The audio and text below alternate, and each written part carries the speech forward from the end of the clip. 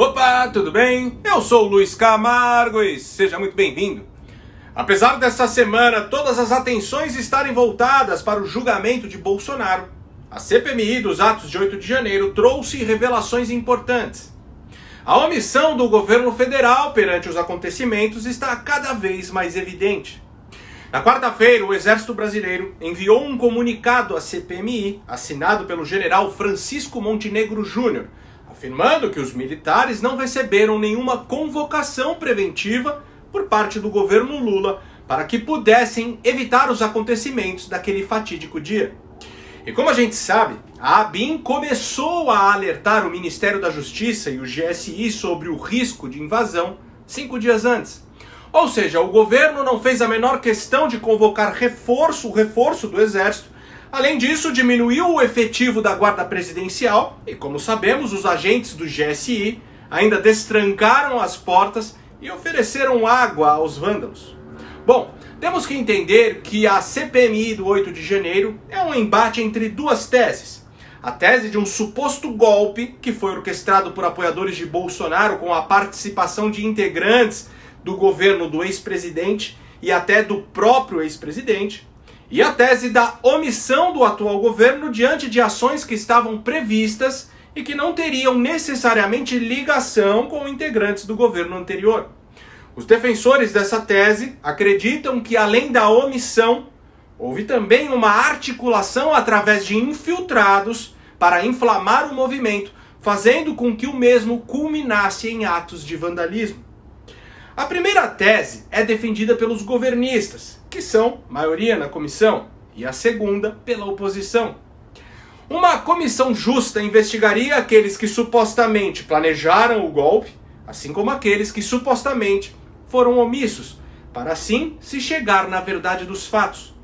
Porém, até agora, a CPMI chamou para prestar depoimento somente aqueles personagens que, a princípio, reforçam a tese do golpe. No entanto, ao contrário do que se esperava, é justamente a tese da omissão do atual governo que está ficando cada vez mais concreta. E isso está enfurecendo tanto os apoiadores do governo como a relatora da CPMI, a senadora Elisiane Gama, pois a cada dia que passa, ela tem encontrado mais dificuldade para ajustar o que está sendo revelado nas sessões ao seu relatório final, que pretende responsabilizar Bolsonaro e seus apoiadores pelo que aconteceu em Brasília.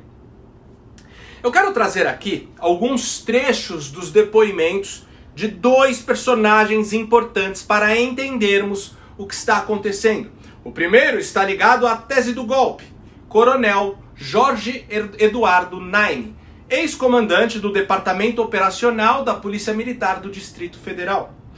O coronel, que está preso há quase 5 meses, foi convocado pela CPMI e prestou seu depoimento na segunda-feira. Ele tinha o direito de permanecer calado, mas mesmo assim não fugiu de nenhuma pergunta. O segundo depoimento aí que vamos analisar foi do general Gonçalves Dias, dado na semana passada na CPI do Distrito Federal. General Gonçalves Dias é um dos principais personagens ligados à tese da omissão, e que depois de muito custo teve essa semana sua convocação para a CPMI aprovada. A sua oitiva ainda não tem data marcada. O fato é que os dois depoimentos resumem bem o que aconteceu no dia 8 e liquidam qualquer dúvida sobre qual das duas teses apontam para a verdade dos fatos. Lembrando que o coronel da PM, Jorge Eduardo Naime, combateu os vândalos no dia 8. Esse é o senhor? Sim, excelência. É o senhor ali defendendo o prédio público? Saiu de casa e foi botar a vida dele em risco para defender o patrimônio público. Essa na foto é o senhor, Coronel Naime? Sim, senhor, excelência. Tá, obrigado. Agora vamos ver o que aconteceu com a perna desse cidadão ao defender o patrimônio público. Essa é a sua perna, Coronel Naime? Sim, senhor, excelência. Tem mais uma foto? Essa também. O que aconteceu pro senhor? Tá assim? Levou um rojão na perna? Sim, senhor. Tá. Já o general G. Dias foi filmado abrindo as portas para facilitar a entrada dos vândalos e os recebeu como se fosse uma espécie de guia turístico do local. E parece orientar os invasores a deixarem o palácio. Eles caminham em direção à escada, local de saída do prédio. Outros funcionários do GSI também parecem indicar o local de saída aos invasores, mas não se percebe nas imagens nenhuma ação do Gabinete de Segurança para deter os criminosos. No entanto, como sabemos, o primeiro está preso por ordem de Alexandre de Moraes e o segundo sequer foi investigado. Bom, no vídeo de hoje, além de analisar os depoimentos desses dois personagens, vamos também fazer um apanhado geral de tudo que foi apurado até agora pela CPMI, para assim chegarmos à conclusão do que de fato aconteceu no dia 8 de janeiro. E pode ter certeza que o negócio é muito mais bizarro do que imaginávamos. Mas antes, eu quero passar um recado rápido e extremamente importante. Pessoal, meu canal foi desmonetizado em setembro do ano passado pelo mesmo motivo que pode deixar Bolsonaro inelegível: apontar as incongruências do nosso sistema eleitoral, principalmente por conta de um vídeo que relatei todos os fatos bizarros que sucederam à invasão hacker aos computadores do TSE. Desde então, eu não ganho mais um centavo para fazer conteúdo aqui. Sendo assim, se você acha meu trabalho importante, considere ajudar a manter esse canal em plena atividade. Você pode fazer isso de duas maneiras: contribuindo com qualquer valor através do nosso Apoia-se, o link está aqui na descrição do vídeo e também fixado no primeiro comentário, ou você pode contribuir através do Pix. Minha chave Pix é o e-mail luiscamargopix@yahoo.com. Luiz Camargo Pix, tudo junto, Luiz com Z, @yahoo.com. É só .com, não tem BR.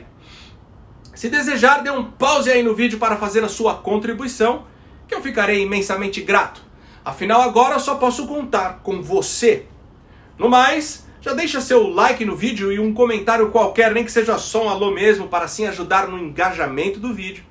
Aproveita também e confere se você continua inscrito no canal, aciona o sininho das notificações e, se for novo por aqui, me dê essa moral e se inscreva no canal. Feito? Então vamos lá. Primeiro, o depoimento que o coronel da PM, Jorge Eduardo Naime, deu ao delegado Ramagem. Preste bastante atenção. Em sua experiência, cerca de quantos manifestantes se encontravam na esplanada dos ministérios no 8 de janeiro? Excelência, eu só vi através de imagens de 10 a 12 mil pessoas. Muito diferente das manifestações anteriores, que cerca de 500 mil pessoas até 1 milhão se apresentavam. E nessas grandes manifestações, ordeiras pacíficas, não houve qualquer invasão ou depredação, quebra de patrimônio público. O senhor já informou que estava afastado de licença no 8 de janeiro. Também não estava no momento das reuniões preparatórias e dos planejamentos anteriores a uma possibilidade de 8 de janeiro. Não, senhor Excelência, eu tomei conhecimento do planejamento só depois que eu fui preso. O senhor poderia explicar a diferença de sobreaviso para prontidão, rapidamente? O efetivo de sobreaviso, ele permanece em casa. O efetivo de prontidão, ele permanece no quartel. De prontidão, eles chegariam em quanto tempo, choque, BOP, o efetivo completo? 40 minutos. Imagine como estavam em sobreaviso, que ainda teria que se dirigir a seus batalhões, suas unidades, se equipar à saída. Ou seja, ter sobreaviso, eles não atenderiam à demanda que aconteceu no 8 de janeiro. Foi colocado até pela relatora, e a oposição também bem conhece, nós sabemos que foi o coronel Klepter que deu a ordem, a determinação de colocar essas tropas, esses batalhões de sobreaviso. Qual era a função do coronel Klepter no início de janeiro até o 8 de janeiro? O coronel Klepter era o subcomandante-geral. Qual a posição dele, o cargo, a função dele agora? Hoje ele é o comandante-geral da Polícia Militar do Distrito Federal. Quem o promoveu a comandante-geral? Doutor Ricardo Capelli. Ricardo Capelli, o interventor, o promoveu, a pessoa que colocou as tropas todas de sobreaviso e não de prontidão. Ricardo Capelli, antes de ser interventor, ele trabalhava em que ministério? Excelência, que eu tenho conhecimento do Ministério da Justiça. 02 do Ministério da Justiça do senhor Flávio Dino. Mesmo de licença, o senhor vestiu a sua farda e foi à esplanada tentar evitar que manifestantes invadissem e depredassem patrimônio público. Onde estava o coronel Klepter? Ele estava no Gabinete de Gestão de Crise na Secretaria de Segurança. Ele chegou na presença de quem ao Teatro de Operações? Juntamente com o Dr. Capelli. O senhor declarou que a entrada nos prédios públicos no 8 de janeiro foi fácil e diferenciada, isso comparado a diversas manifestações. Portanto, clara omissão. Qual é a atribuição, a obrigação e a responsabilidade da Polícia Militar do Distrito Federal diretamente aos prédios dos 3 poderes, inclusive internamente? Excelência, a Polícia Militar, a responsabilidade dela é somente nas vias do Distrito Federal. E eu cito para os senhores, historicamente, eu operando de choque, inclusive na época do movimento do Passe Livre, eu lembro que o excelentíssimo senhor senador Renan Calheiros era o presidente dessa casa, e ele mesmo deu a determinação que a polícia de choque não podia entrar no Congresso, pois nós não temos jurisdição aqui dentro. Então a Polícia Militar ela age dos limites do Congresso para fora. E todas as vezes que houve alguma intervenção que eu estava à frente, que nós entramos aqui no Congresso, foi com autorização do presidente da casa. E eu, por várias vezes, já presenciei fatos dos manifestantes invadirem a chapelaria, a tropa de choque da Câmara dos Deputados ou do Senado Federal conseguir conter ali na chapelaria, enquanto a Polícia Militar se reorganizava e retirava essa tropa de volta para as vias. Só que dessa vez, assim, realmente foi impressionante como foi fácil adentrar os prédios públicos. Impressionante como foi fácil adentrar os prédios públicos. Os 3 prédios dos 3 poderes pertencem à administração pública federal ou distrital? Pertence à administração pública legislativa federal, ao judiciário federal e ao executivo federal. Então, o senhor não estava trabalhando no momento do 8 de janeiro, nem no planejamento. O senhor vestiu sua farda e foi para o fronte tentar ajudar os colegas no trabalho. O senhor não estava nos grupos que recebiam as notícias de ameaças e alertas do perigo de invasão em grupos federais ou distritais. E a Polícia Militar do Distrito Federal não tem qualquer atribuição perante os 3 prédios públicos dos 3 poderes. Então, coronel, o senhor está claramente, indevidamente preso, enquanto outras autoridades deveriam estar no seu lugar. Agora vamos ao depoimento do ex-comandante do GSI, General Gonçalves Dias, na sessão da CPI do Distrito Federal. A deputada distrital Paula Belmonte enquadrou o general e denunciou que o ministro Flávio Dino sabotou o GSI e que a Força Nacional sob seu comando facilitou a invasão. Qual é a ligação do GSI com o ministro da Justiça? Qual é a ligação do GSI com a Polícia Federal? O GSI não tem nenhum protocolo de ligação com a Polícia Federal e nem com o Ministério da Justiça. Nenhum. Então, assim, o governo não conversam, não trocam informações. Eu estou perguntando isso por quê? Eu estou perguntando isso porque nós temos, principalmente, a presença do Ministério da Justiça, e nós temos aqui uma correspondência do ministro Flávio Dino, e que, para nós, é uma surpresa, inclusive, o senhor, como ministro do GSI, não ter nem tido acesso a isso, mas ele faz essa vamos dizer assim, primeiro tem um documento de um senhor chamado Andrei Augusto Passos, que é o delegado da Polícia Federal, diretor-geral, fazendo esse documento para o governador Ibanez e para outras instituições, dizendo da necessidade de aumento de segurança naquele momento, dia 8. E o senhor disse algumas vezes aqui que o senhor não teve nenhuma comunicação, inclusive do governo federal. Não foi isso que o senhor disse? Não, eu não tenho conhecimento dessa documentação que a senhora está falando. Eu passo aqui depois para o senhor, cópia, mas essa Obrigado. Documentação, inclusive, tem o SEI. Então, o que a gente percebe é que houve uma sabotagem, e aqui eu estou abrindo uma linha de investigação, uma sabotagem do ministro da Justiça, Flávio Dino, ao próprio GSI. Ao próprio GSI. Me surpreende alguns parlamentares quererem entregar ainda cidadão honorário para esse ministro. Um ministro debochado, um ministro que não tem responsabilidade, e vou dizer mais, ele queria tomar o GSI. Da segurança, que é o nosso Exército. Porque ele queria entregar isso para a Polícia Federal. E aqui eu peço ao relator que o senhor siga essa linha de raciocínio. Essa linha de raciocínio de uma emboscada. Emboscada do próprio ministro debochado Flávio Dino. Eu peço a gentileza aqui, a Guarda Nacional é de responsabilidade de quem, general? A Guarda Nacional, a Força Nacional é de responsabilidade de quem? Ministério da Justiça. Vamos ver o vídeo 1 que eu tenho aqui para mostrar a sabotagem. Lá no fundo, a tropa de choque, eles estão entrando... Se puder aumentar o volume, eu agradeço. Vou falar com você que agora, olha só, eles estão se retirando, provavelmente é a Força Nacional. Pelo amor de Deus! Olha só. O que está acontecendo aí é a Força Nacional, que é de subordinação do ministro Flávio Dino, se retirando da manifestação, facilitando, como foi dito aqui pelo coronel Naime, a entrada no Palácio do Planalto, no Congresso Nacional e no STF.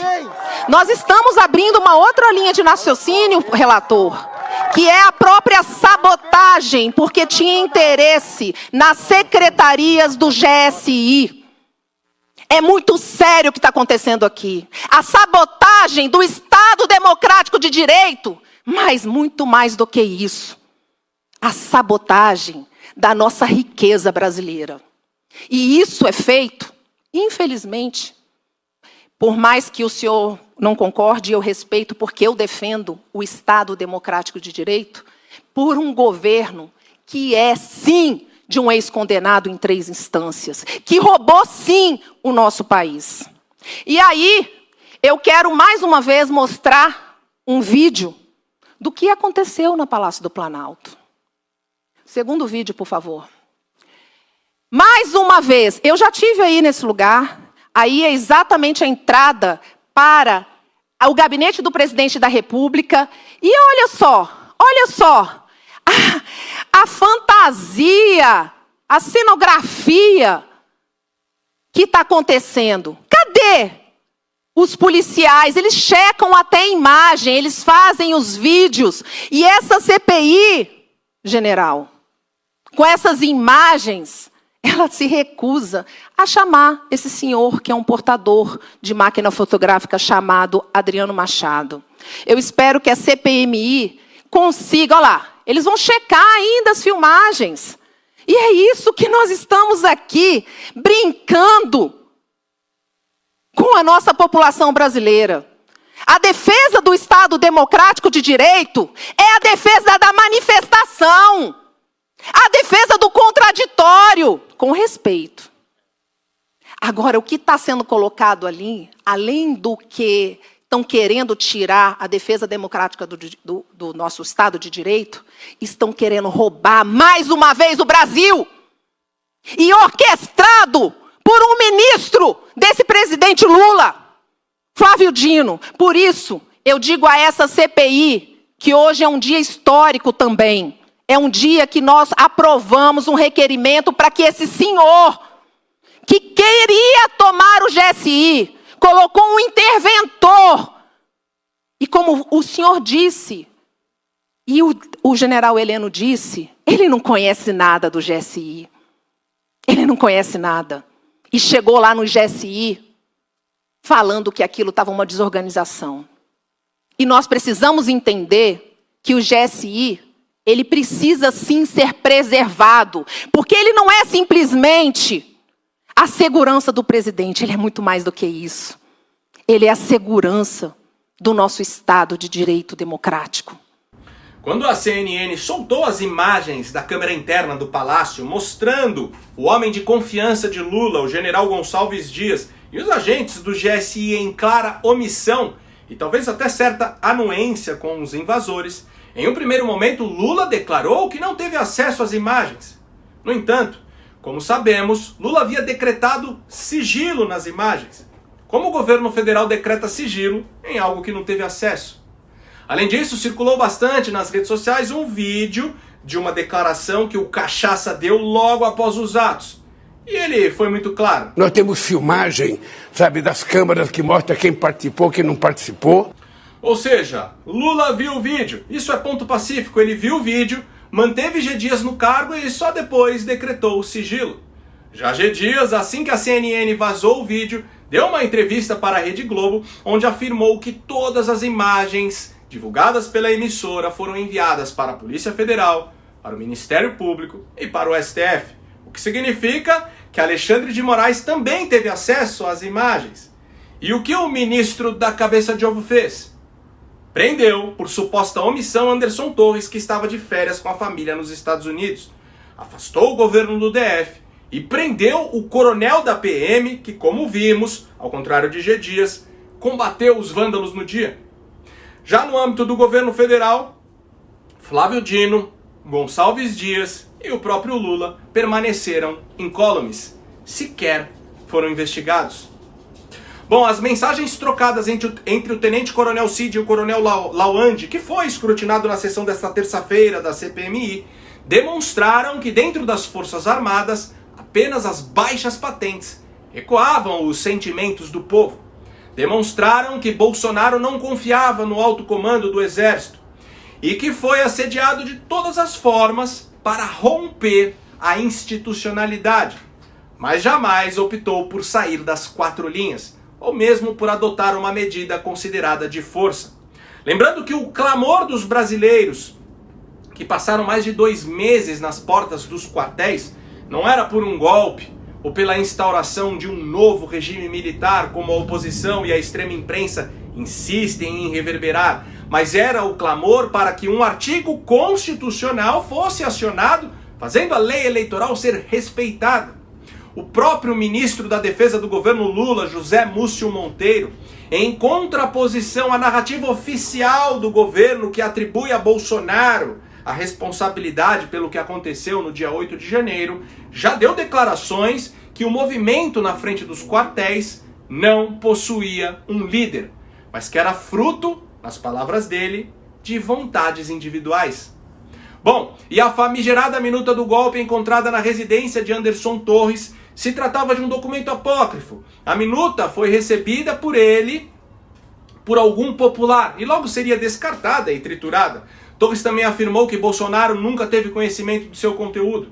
Inclusive, a Polícia Federal não achou nenhum e-mail, mensagem ou qualquer prova que o documento foi formulado dentro do governo federal. Ou seja, um sujeito indeterminado teve a ideia de decretar uma intervenção no TSE que jamais foi executada por quem detinha o poder de fazê-lo. Diante disso tudo, é preciso separar os atos criminosos que ocorreram nos prédios dos 3 poderes no dia 8 de janeiro, dos movimentos que antecederam esses atos, marcados por manifestações pacíficas e ordeiras. Repetindo o que eu já disse inúmeras vezes aqui, você tem uma multidão indignada com um criminoso que foi tirado da cadeia para se tornar presidente.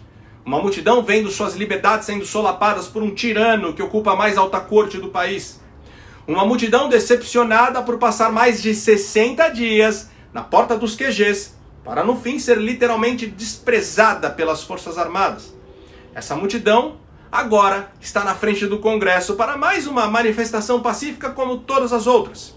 Só que de repente percebe que o caminho para uma invasão está praticamente livre. Ora, basta alguns infiltrados tomarem a iniciativa de quebrar a primeira vidraça, que o resto com certeza vai acompanhar. E depois disso pode-se esperar o pior, mesmo de quem jamais teve a intenção de jogar um papel no chão. O efeito manada pode converter seres humanos decentes em verdadeiras bestas feras. Na minha opinião, o caminho para desvendar o que aconteceu no dia 8 está no à época interventor do DF e hoje número 2 do Ministério da Justiça, Ricardo Capelli. Capelli atuou não só para deixar o caminho livre para os vândalos, como também tudo me leva a crer que possivelmente tenha participado da organização dos supostos infiltrados. Comunista, ex-filiado ao PCdoB, ex-presidente da UNE e responsável por trazer Fidel Castro para o Brasil em 1999, Capelli deve ter estudado bastante sobre psicologia das massas, terrorismo, guerrilha e sabotagem. Creio que Ricardo Capelli guarda todos os segredos que fariam ruir o castelo dessa farsa. Se você gostou desse vídeo e acha esse tipo de conteúdo importante, ainda mais com toda essa perseguição às vozes conservadoras, considere, de verdade, ser um apoiador do canal. Pode ser com qualquer valor. Minha chave Pix é o e-mail luiscamargopix@yahoo.com. Luiz Camargo Pix, tudo junto, luis@yahoo.com. Não tem BR. Ou se preferir, o link do nosso Apoia-se está aqui na descrição do vídeo. No mais, curte e compartilha ao máximo esse vídeo. Não esquece de deixar aquele comentário esperto para ajudar na relevância. E se inscreva no meu canal no Rumble.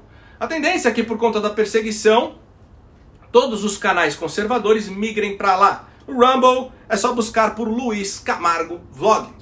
Então, até o próximo vídeo. Valeu!